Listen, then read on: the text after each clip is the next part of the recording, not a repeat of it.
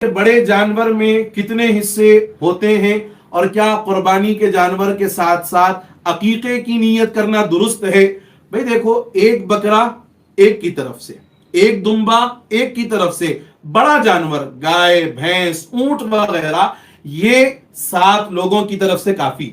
حضرت جابر رضی اللہ عنہ کی روایت ہے کہ حضور پاک صلی اللہ علیہ وسلم جب حجۃ الوداع کے لیے نکلے تو جب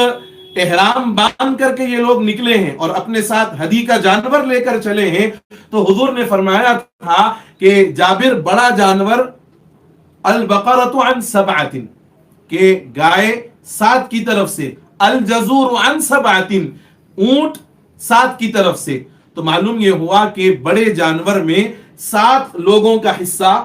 ملا جا سکتا ہے اور 7 لوگوں کا حصہ اس میں ہوتا ہے۔ سوال کا دوسرا پہلو یہ بھی ہے کہ کیا قربانی میں عقیقے کی نیت کرنے سے قربانی ادا ہوگی؟ ہاں میرے بھائی، آپ اگر قربانی کا جانور، بڑا جانور لے لیں، 4 حصے آپ نے قربانی کی نیت سے کیے اور 3 حصے آپ نے عقیقے کی نیت سے کیے تو قربانی اور عقیقہ دونوں ہو جائیں گے، اس میں کوئی حرج کی بات نہیں ہے۔ یعنی قربانی کی نیت کرنے والے کو قربانی کے جانور کا ثواب ملے گا، قربانی کا ثواب، اور جو عقیقے کی نیت کرے گا اس کو عقیقے کا ثواب مل جائے گا۔